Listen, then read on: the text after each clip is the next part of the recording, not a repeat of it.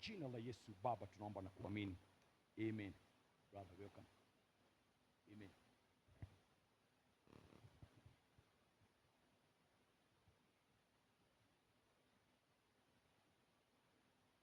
Bwana Yesu asifiwe. Mko wazima? Mmebarikiwa? Mungu aendelee kuwabariki. Asubuhi hii jema niko na furaha. Nimeona mkono wa Bwana kwa hiyo wiki yote imepita. Amekuwa pamoja na mimi, nikiwa kazini, nikiwa kwa matembezi, amenilinda. Na pia kwa hiyo mgomo imepita, hakuna mtu wa familia ameathirika. Kwa hivyo niko na furaha. Unajua hata wengine wenye waliuawa hawakuwa kwa mgomo ama kwa maandamano. Nimesikia mtu aliuawa, alikuwa security pale Stima Plaza, pale Parkland. Huyo hakuwa kwa maandamano. Mwingine siku alikuwa ametumwa duka, mwingine Moro alikuwa mtoto wa shule. Kwa hivyo ni neema zake Bwana. Kama kitu kama hiyo inafanyika na inapita, ni kwa neema zake Bwana. Na hata penye mwalimu amesema ni kweli. Na nilisema wakati mwingine hapa kitabu kidogo mambo ya jinsi. Unajua sasa kuna ukosefu wa nidhamu. Unajua okay, penye wanafanya sisemi eti ni mbaya kabisa, lakini sisemi ni kitu mzuri wanafanya. Juu tumeona mali mingi imeharibika huko town. Na wengine wanaenda huko sio ati wanataka change of regime ama serikali ibadilike. Ni penye wanafurahia penye wanafanya. Kwa hivyo ni vizuri kuongelesha watoto. Kama wangu, kama mwenye akobika, nilikuwa nimesema apigiwe simu. Bwana Yesu asifiwe. Na tulikuwa tumestuliwa ati ameonekana live kwa Facebook akiwa kwa maandamano. Nikasema hiyo simu ipigwe iwekwe loudspeaker na mama Kogi nisikie. Bwana Yesu asifiwe. Kwa maana kuna mambo siwezi nikaruhusu kwangu nyumbani. Kwa hivyo mwalimu umeongea vizuri sana. Isipokuwa sio wote wamesikia. Bwana Yesu asifiwe. Kwa hivyo hapo najua utaangalia juu wewe ni mwalimu. Asubuhi ya leo labda kwanza naweza tumia disclaimer. Nitatumia macho ine juu. Hapa kuna giza kidogo. Bwana Yesu asifiwe. Na nilikuwa naangalia kama tuko na wageni huko. Nikakutana na mama Thomas ameweka macho ine. Sasa nilikuwa na shida. Yule dada sio mwenye naona akienda kanisa ya PCA. Bwana Yesu asifiwe. Juu sasa nilikuwa nafikiria si mama Thomas anafaa kuwa hapa mbele. Bwana Yesu asifiwe. Kwa hivyo hapo kwa Kamau next mtamwekea kiti. Bwana Yesu asifiwe. Ndio nisiwe nachanganyikiwa. Bwana Yesu asifiwe. Siku ya leo kuna mambo nataka kuongea juu yake. Na labda ni mambo tumeona na tumepitia. Na labda ni mambo tumesikia ikitajwa. Lakini ni vizuri kuulizana maswali. Kwa maana kuna mambo inapitaga, tunakosa kuulizana maswali. Labda tunapata ufunuo tofauti. Na nilikuwa nafikiria kama wiki mbili zenye zimeisha. Nilikuwa nafikiria mambo ya hospitali ya Mathare. Na nilikuwa najiuliza maswali. Juu sana sana wakati mwingine kama sisi hata watu wa kanisa ya Injili, hata mimi mwenyewe, kuna mahali inafikaga naona kaa tunafanyaga wakati mwingine makosa. Bwana Yesu asifiwe. Juu wakati tunaongea mambo ya watu wenye wanatibiwa katika hospitali ya Mathare, wengi wao tunawaita wasimu. Bwana Yesu asifiwe. Na nilikuwa najiuliza, hawa watu wanakuaga wasimu, wanakuaga wamejawa na mapepo, ama labda ni kugojeka wanakuaga wamegojeka. Unajua ni vizuri kujiuliza. Tunasoma katika kitabu, katika Injili ya Mathayo, Injili ya Luka. Tunaona kuna mahali Yesu alikuwa anatembea, sijui kama ni Luka 8. na akakutana na mtu alikuwa anakaa kwa makaburi, na huyo mtu tunaweza sema alikuwa wasimu. Juu ile mambo alikuwa anafanya hakuwa anajijua mwenyewe, alikuwa anakatakata mpaka mwili wake. Na tunaona wakati Yesu alienda, alimuombea, ama ile kitu Yesu alifanya ni kukemea, alikemea mapepo yenye ilikuwa ndani yake na ikatoka, na huyo mtu akakuwa mtu wa kawaida mwenye hana shida. Bwana Yesu asifiwe. Kwa hivyo nilikuwa naangalia na nilikuwa naona na nilikuwa na shidwa watu wa aina hiyo. Yesu alikuwa na tibu, alikuwa na fukuza mapepo, wanakuaga ama waliisha. Bwana Yesu asifiwe. Unajua hiyo ni kitu ya kujiuliza. Wale watu unaitaga unasemaga ni wasimu, ni mapepo wako naye ama ni kuojeka wanakuaga wamegojeka? Unajua kuna ugonjwa wa akili. Kama mtu ni mgonjwa wa akili huwezi sema ako na mapepo. Bwana Yesu asifiwe. Kwa hivyo kama unamuombea, unatoa hiyo mapepo, mashetani iko ndani yake, ama unamuombea atendewe muujiza wa uponyaji. Unajua kama prayer request yako ni haujaiweka penye inafaa, hiyo maombi haitarudi. Kama unakemea mapepo na mtu ni mgonjwa, unatumia Bible verse gani kukemea mapepo yenye haiko na ni ugonjwa wenye uko ndani ya mtu? Bwana Yesu asifiwe. Kwa hivyo nilikuwa naangalia na nilikuwa najiuliza, juu Biblia inaongea mambo ya mapepo wachafu, the unclean spirit, na nilikuwa najiuliza hao mapepo wachafu, hao ndio tunaita shetani ama hao ndio tunaita kwa Kiingereza tunawaita demons? Juu katika Biblia Biblia inatumia haya maneno, inatumia demons, inatumia unclean spirits. Wakati mwingine unachanganyikiwa, na tunajua kuna ibilisi mwenye tunaita shetani. Bwana Yesu asifiwe.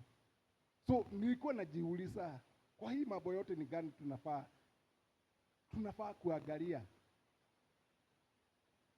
Ni mashetani ama ni roho chafu?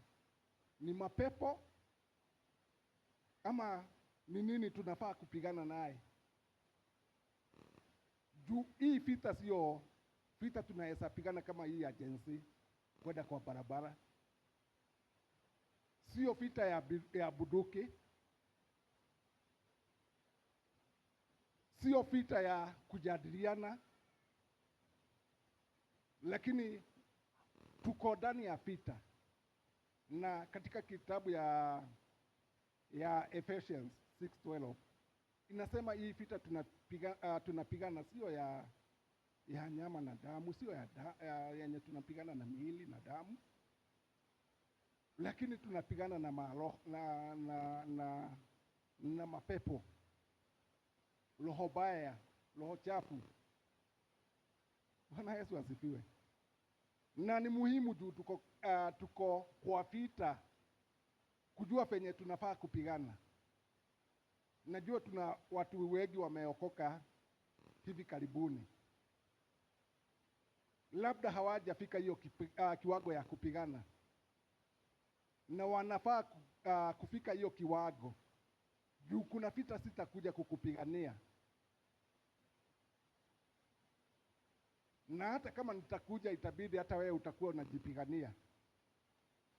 So juu nikikuja leo siko kusema pepo hasitarudi tena. Bwana Yesu asifiwe. Hata ni mzuri kujiuliza, unaotaga ndoto za namna gani? Unaonaga maono ya namna gani? Juu kuna ndoto zenye tunaota yenye tunaweza sema imetoka kwa Mungu. Kuna maono tunaweza ona yenye tunajua imetoka kwa Mungu. Bwana Yesu asifiwe. lakini kuna zingine hasikuwa hizo, hatuwezi tukaziita ndoto. Kwa Kiingereza wanaziita nightmares. Unapata mstuko usiku, umelala, unaona kama unaenda kuogwa na gari, unaona kama unaaguka kwa shimo, unaona kama umekimbizwa na mnyama fulani. Yaani zile ndoto unaona ni za kustua. Unaona, unapatwa na jinamizi ama hizo nightmares, mpaka labda unaweza shindwa kati ya hizi zote ni gani nafaa kuiombea, ni gani nafaa kukemea. Bwana Yesu asifiwe. Kwa hivyo tunaweza sema maono inatokaga kwa Mungu, ndoto zinatokaga kwa Mungu, lakini jinamizi ama nightmares hizo zinaletwa na mapepo. Bwana Yesu asifiwe. Juu hata mimi nimeota nilikuwa naota ndoto mingi yenye sio kusema hata kama sitaiombea itatimia, haitatimia. Juu haikuwa imetokana na Mungu. Bwana Yesu asifiwe. Na kama ni ndoto imetoka kwa Mungu, utajua tu imetoka kwa Mungu. Kama ni ya kustua, unajua hiyo ni ya kustua, ni ya kukuweka uoga. Bwana Yesu asifiwe. Kwa hivyo tunasoma kitabu ya Mathayo 12 kuanzia kifungu ya 43 ama 43 mpaka 45. Inaongea mambo ya mapepo fulani. Sijawahi elewa hii mapepo, lakini pastor amesema sisi ndio shamba la Mungu. Bwana Yesu asifiwe.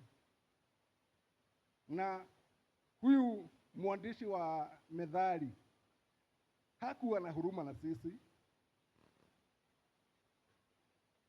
Juu anasema kama hatutatunza hiyo shamba ya Mungu, tutakaa kama watu hawana akili. Bwana Yesu asifiwe. So hapa tunaona kuna wakati, labda ni wakati mtu ameokoka, zile roho chafu zote zinatoka ndani ya mtu, na maandiko inasema zinatembea mahali pasipo na maji. Alafu wakati zinakosa mahali ya kukaa ama ya kutua, zinarudi mahali zilitoka. Zinaangalia hiyo nyumba zilitoka imekaa namna gani. Na kama hiyo nyumba haina kitu ndani, iko empty, iko wazi, maandiko inasema inaenda inachukua zingine 7 zenye ni baya kuishinda. Tunaongea mambo ya mapepo. Zinakuja zinaingia ndani ya mtu. Na tunaambiwa siku za mwisho za huyo mtu zinakuwa baya kushinda wakati wa mwanzo. Kwa hivyo kama mapepo zinafanya namna hiyo, sisi tunafaa kufanya namna gani? Hiyo ndio swali langu siku ya leo. Siku ya Jumapili niliwapatia homework, kitu ya kwenda mkajiulize, na nikamtajia andiko fulani katika kitabu ya Luka chapter 10 verse 19. Na tulikuwa tunaongea mambo ya askari. Na hii wiki niliona kwa habari, hata Minister for Interior alikuwa anaongea. Okay, penye alikuwa anaongea ilikuwa kitu ilikemewa sana, haikuwa mzuri. Lakini alikuwa na kaukweli yenye labda tunaweza angalia siku ya leo. Bwana Yesu asifiwe. Alikuwa anauliza askari, kama nyinyi mmepewa bunduki, kama mmepewa mamlaka, na unakimbizwa na mtu na anakuchapa, hiyo bunduki mmepewa ni ya kazi gani? na kuna video ilikuwa ina circulate Thika Road. Kuna kijana alichapa askari sana mpaka askari akaruka ukuta wa yenye iko katikati ya barabara akitoroka. Bwana Yesu asifiwe. So alikuwa na wauliza, kwa nini hamtumii hii mamlaka mmepewa? Kwa nini mnastuliwa na hawa watu? Sisemi angepiga huyo mtu risasi, lakini hata kama angefyatua juu, huyu mtu angeogopa, hangemchapa. Bwana Yesu asifiwe. Na labda tunaweza ona huyo askari hakutumia mamlaka yake vizuri. Bwana Yesu asifiwe. Na katika nyumba la Mungu ama kanisa la Bwana pia kuna penye tunakosa kutumia mamlaka yetu vizuri. Tunastuliwa na mapepo, tunastuliwa na ibilisi, tunapatia shetani nafasi katika maisha yetu yenye hatufai. Bwana Yesu asifiwe. Katika kitabu ya Ephesians 4:27 inasema msipatie ibilisi nafasi. Do not give the devil a foothold. Msimpatie nafasi mahali ya kukanyaga. Bwana Yesu asifiwe. Na wakati mwingi tunaumia kwa makosa yetu. Tunaumia juu tunaachilia shetani apate mahali ya kukanyaga. Na Paul anatupa ilani, tusipatie shetani mahali ya kukanyaga. Ibilisi asipatiwe nafasi. Bwana Yesu asifiwe. Na unaweza jiuliza, shetani ama ibilisi unampatia nafasi namna gani? Shetani unampatia nafasi juu hutumii nguvu zenye uko nazo penye zinafaa. Bwana Yesu asifiwe. Na Sunday nilikuwa na wauliza, kama askari hawezi akajua ako na mamlaka,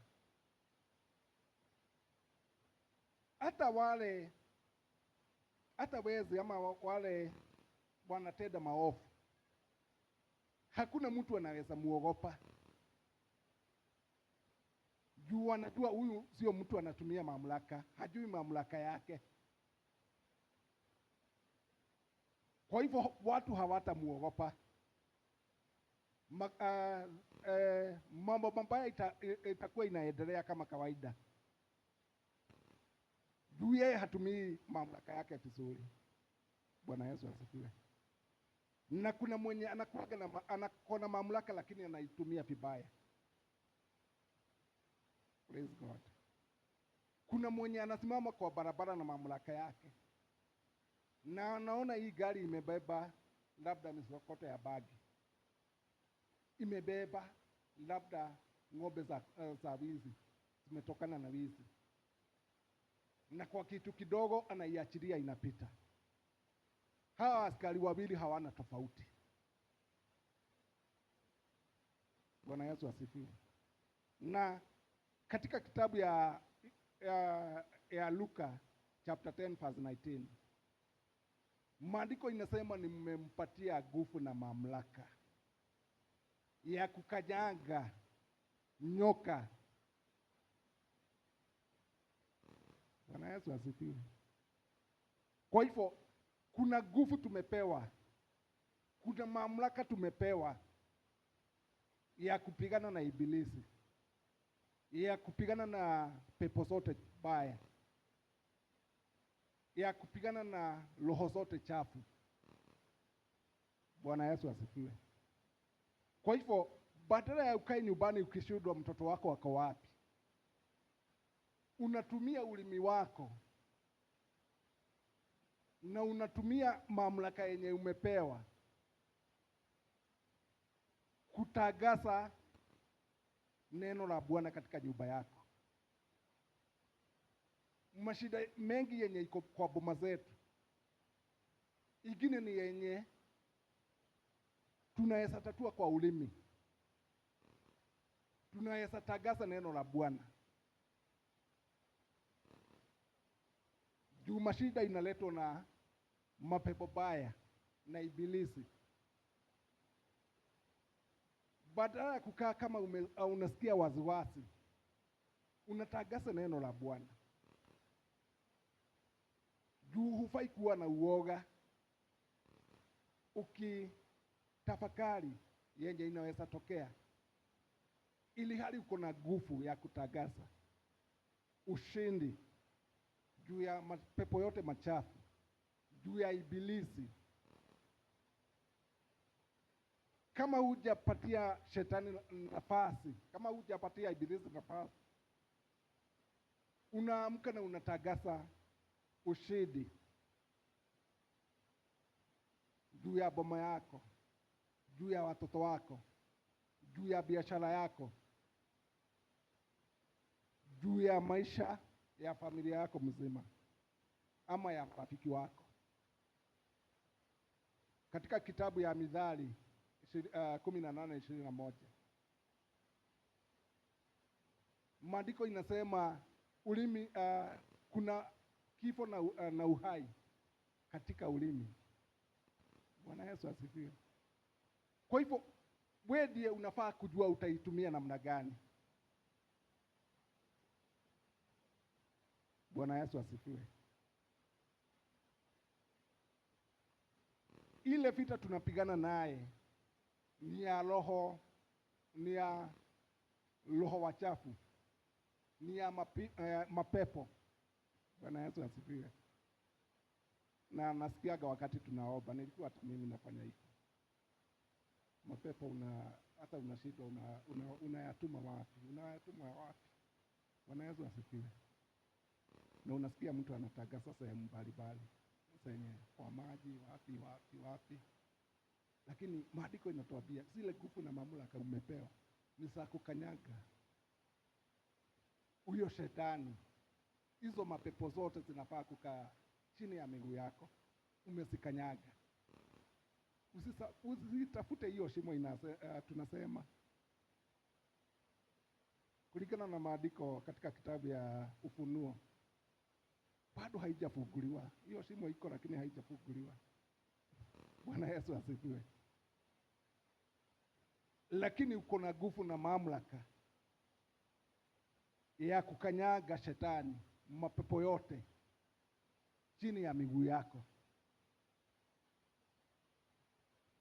Bwana Yesu asifiwe. Kwa hivyo ile kitu tunafaa ni kufunga milango, tusipatie shetani nafasi. Wale mapepo walitoka, waende wakiedaga, wasipate nafasi ya kurudi na kuingia. Tufunge milango yote katika boma zetu yenye shetani anaweza pata nafasi ya kuingia na kusimama.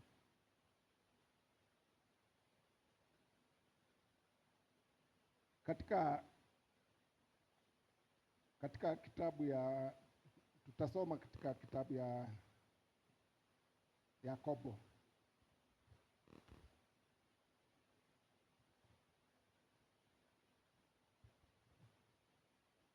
Kitabu ya Yakobo 4 laini ya 7 kama mstari wa 7. Hii ni amri tumepewa.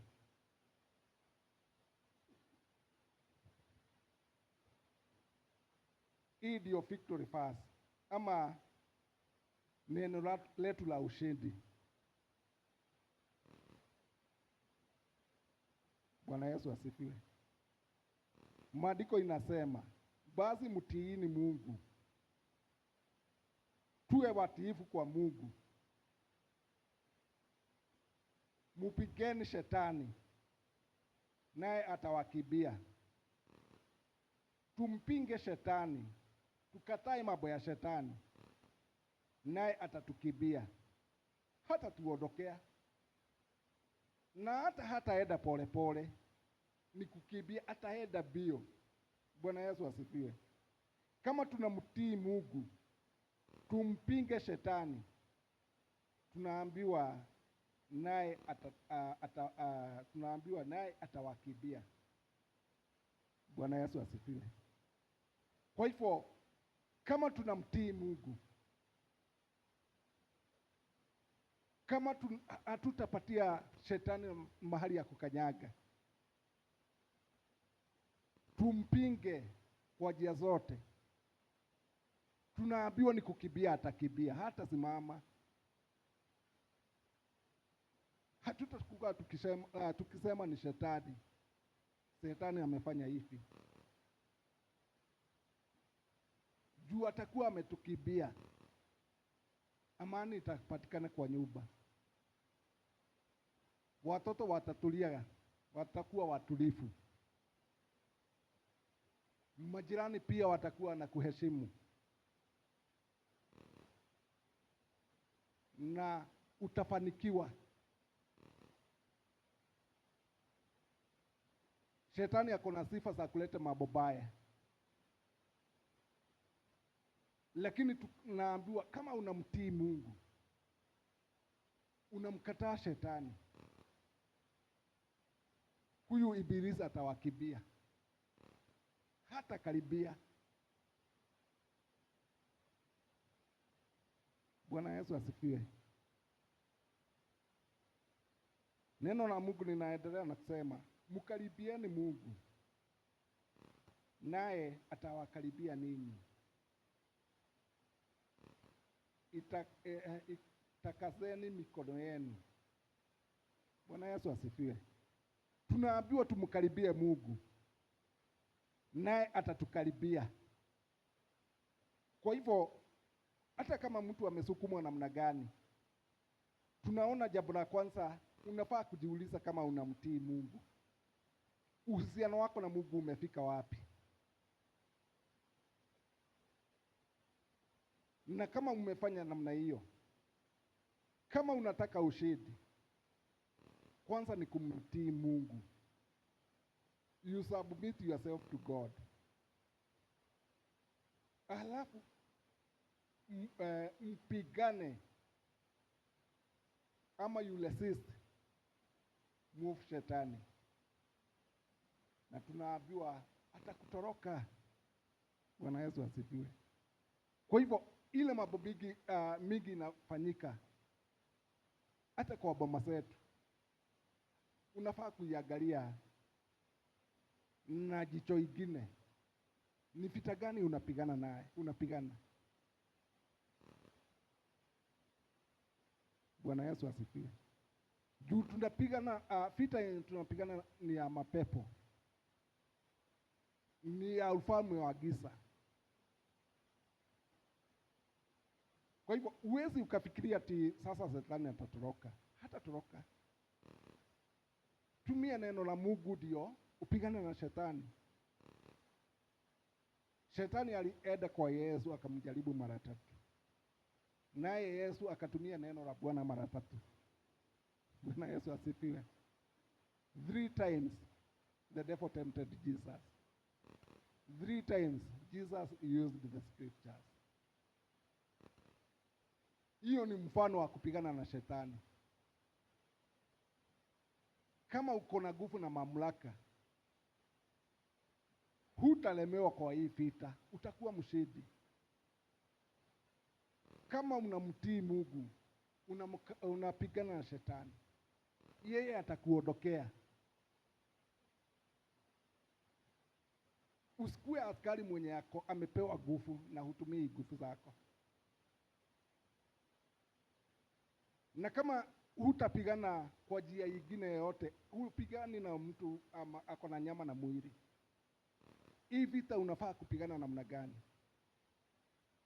Unafaa kukuja kwangu kuniambia fulani penye yako mbaya, Hiyo sio vita. Hata nikijua sio vita, hatupigani vita.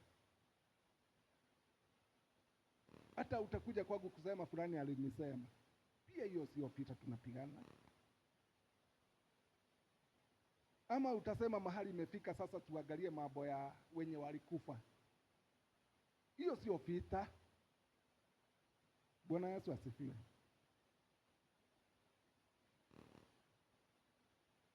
Maana maandiko inatuonya na inatuambia katika Leviticus 19:31 ati tusiwe tunashughulika na wachawi ama mapepo, kwa maana itatuchafua. Bwana Yesu asifiwe. Deuteronomy 18:11 inasema, do not consort to the dead with the dead. Bwana Yesu asifiwe. Wakati mwingine na shida yako, wakati mtu anasema kunafanyikaga hivi juu mtu fulani alikuwa amesema hivi, hapo naangaliaga Mungu na kosa. Bwana Yesu asifiwe. Unashindwa hata kama mbuzi imechinjwa. Kama mtu alikufa, si alikufa na alienda. Why consult the dead? Deuteronomy 18:11 inatukataza, do not consult the dead. Msiwe mnaangalia inaongea mambo ya hao maroho ya mapepo wachafu, ama kuangalia mambo ya walio wafu. Bwana Yesu asifiwe. Na kama ni vita tunapigana, hata ukienda kutoa mbuzi haitakusaidia. Na mimi nimeona mingi zimetolewa, sio mingi, kidogo imetolewa, lakini ni mfano mzuri wa kunionyesha hata ukitoa hiyo vita huja shida. Ile vita una shida juu ya kumtii Mungu na kupigana na shetani. Bwana Yesu asifiwe. Na shetani atatutoroka. Kama ametoroka, tutakuwa tumeshinda hiyo vita. Kwa nini wakati mtu ameokoka, hao maroho mapepo machafu wanatoka mtu? Kwa nini wanatafuta kurudi kwa huyo mtu? Ndio wamchafue. Bwana Yesu asifiwe. Kwa hivyo tumepewa nguvu, tumepewa mamlaka. Na hata watumwa walikuwa wanajua namna hiyo. Na Yesu akawaambia, msifurahi juu mapepo imewatii, lakini mfurahi kwa ajili majina yenu imeandikwa katika kitabu ya uhai. Kwa hivyo hao walikuwa wanajijua na walikuwa wanatumia ile mamlaka walikuwa wamepewa. Bwana Yesu asifiwe. Tukisoma katika kitabu ya Isaia 54:17 tunaambiwa kila silaha itakayofanyika juu yako haitafanikiwa, na kila ulimi utakaoinuka juu yako katika hukumu utauhukumu kwa mkosa. Huu ndio urithi wa utumishi wa Bwana na haki yao inatoka kwangu mimi, asema Bwana. Yaani tunaambiwa huu ndio urithi wa watumishi wa Bwana. Urithi wa watumishi wa inheritance. Urithi wa watu wa Bwana. Na wakati nilikuwa nasoma hii maandiko ni kama sikuwa namalizia kabisa. Bwana Yesu asifiwe. Kuna kitu nilikuwa nakosa. Juu sikuwa najua hii ndio inakuwaga urithi. Kama kuna inheritance tumepewa na Mungu, inaonekana kwa hii maandiko yenye iko katika kitabu ya Isaia 54:17. Ati hakuna silaha yenye itakayokuwa imetayarishwa maandiko inasema kila silaha itakayofanyika juu yako haitafanikiwa, it will not prosper. Kila silaha yenye itakuwa imetayarishwa ndio ikujeruhi ama ikupige, tunaambiwa haitafanikiwa. Bwana Yesu asifiwe. Yaani in short ni kusema, tukiangalia literally, ukuje labda na bao unanipiga naye, kama ulikuwa nataka niumie, sitaumia. Labda hiyo bao itavunjika juu haitafanikiwa. Bwana Yesu asifiwe.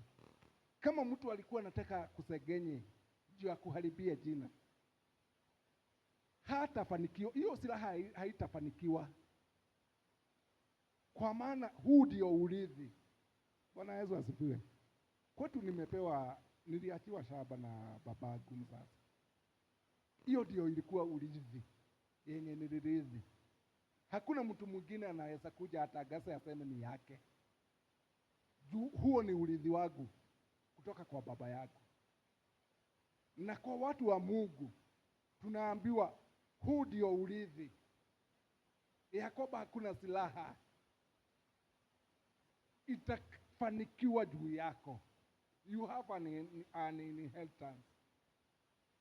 Sifai kwenda nikilalamika, mtu fulani alisema, mtu fulani alifanya.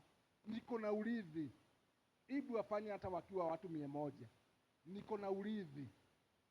Bwana Yesu asifiwe. Hata kijiji mzima ikisimama, hawawezi wakanitoa kwa hiyo shamba nilipewa. Juu nilirithi. Kwa hivyo hata watu wa neighbors wakiamua kukaa wakusegenye, waongee mambo mabaya yako, kama unatii Mungu, kama unapigana na shetani, hiyo silaha haitafanikiwa. Kwa maana uko na urithi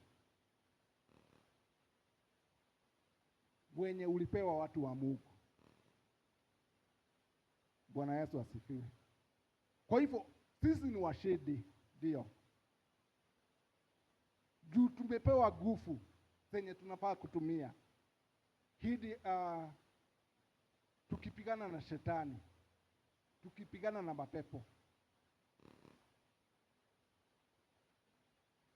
Bwana Yesu asifiwe.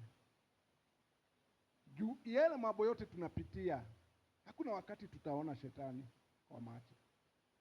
Hata kama utaona mtu kama shetani, labda ni mapepo iko ndani yake, sio huyo mtu. Unajua labda tunasemaga usiwahia na ngoma. Haikuhagi namna hiyo kwa watu wa Mungu. Bwana Yesu asifiwe. Huyo mtu labda ni mapepo inamsumbua. Unaweza kuta sisi tuko na lobby. Unaweza kuta wakati mmoja mtu ni kama akona mambo na wewe, ni kama anatangaza vita juu yako. Wakati mwingine unakuta huyo mtu anakuambia twende tukakunywe chai. Kwa hivyo unajua huyu mtu alikuwa anasumbuliwa na mapepo fulani, yenye labda uko na nguvu juu yake, yenye ungetagasa neno juu yake, na yenye unafaa kuwa umekanyaga. Hiyo mapepo unafaa kuwa umekanyaga. Tumesema victory first, ama neno la ushindi ni kukataa, ni kutii Mungu na kukataa shetani. Bwana Yesu asifiwe. Na ile silaha itakayoinuliwa juu yetu haitafanikiwa. Bwana Yesu asifiwe. Maandiko inasema katika kitabu ya Matthew 18:18, inasema kwa hakika, ama kwa Kiingereza inasema truly I tell you, whatever you bind on earth will be bound in heaven, and whatever you loose on earth will be loosed in heaven. Bwana Yesu asifiwe. Kwa nini tuna experience michafuko? Hata kwa kijiji, hata kwa majirani. Bwana Yesu asifiwe. Kwa nini hatufugi hii mapepo? Na maandiko inatuambia ile yote yenye utakayofuga hapa duniani, huko juu itakuwa imefugwa. Ukifuga hiyo mapepo ukiwa hapa duniani, hata juu itakuwa imefugwa. Na ile kitu utaachilia, hata mbinguni itakuwa imeachiliwa. Bwana Yesu asifiwe. Na hapa ndio ulimi inafanya kazi. Penye tumeona katika Mithali 18:21. Ati ulimi iko na nguvu, iko na kifo, iko na kifo na iko na uhai. Bwana Yesu asifiwe. Kwa hivyo ile kitu utafuga kwa ulimi. Ile kitu utafungua. Kwa nini tusifugue amani? Kwa nini tusifugue kubarikiwa? Kwa nini tusifugue uponyaji? Kwa nini tusifuge hizi mapepo machafu?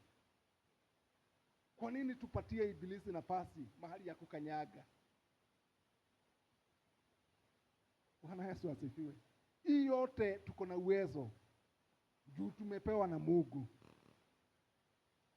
Ile kitu iko ni kutumia nguvu zenye tumepewa. Ni kumkaribia Bwana. Ni kumtii.